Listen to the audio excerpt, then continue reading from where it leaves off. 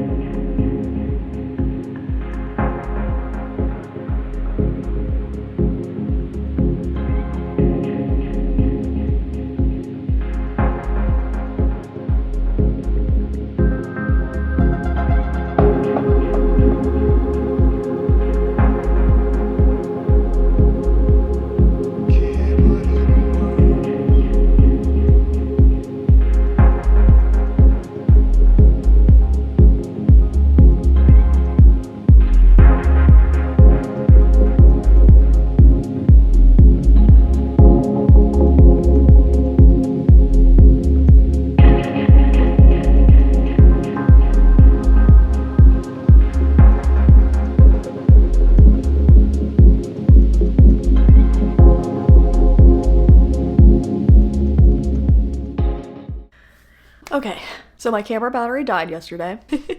Like I said, it happens to the best of us. But of course, I'm not going to leave you hanging. We got to finish this video up. So now I want to talk about how to make these affirmations actually work and how you can use them. So the first and probably the most important step is to make sure you're using them daily. You want to repeat them consistently, whether you're speaking them out loud, writing them in your journal. You can do it in the morning, you can do it at night. It really doesn't matter what time of day you do it or anything, just whatever works best in your schedule. What I've seen some people do is they'll write the affirmation on a sticky note and they'll put it above their desk or on their wall somewhere so they see it consistently every single day. Some people put them on their vision boards. The idea is to make sure it's visible to you at all times and in every place possible, because repetition reinforces the belief. As you repeat these affirmations, try to visualize yourself actually embodying them, actually being the person that you're affirming that you are. You want to visualize yourself as that girl, that confident girl, that successful girl, that girl who's happy and is overflowing with abundance. Visualization is powerful, so use it. And as you continuously repeat this process, you'll see yourself become the person that you're affirming you are through the affirmations. And don't feel like you have to stick with the ones you write. It's important to repeat them, of course, but if you feel like one is not working for you, you can always switch it out to something that feels more empowering. So those are all my tips for affirmations. I hope you enjoyed this little workshop. I hope you found it beneficial.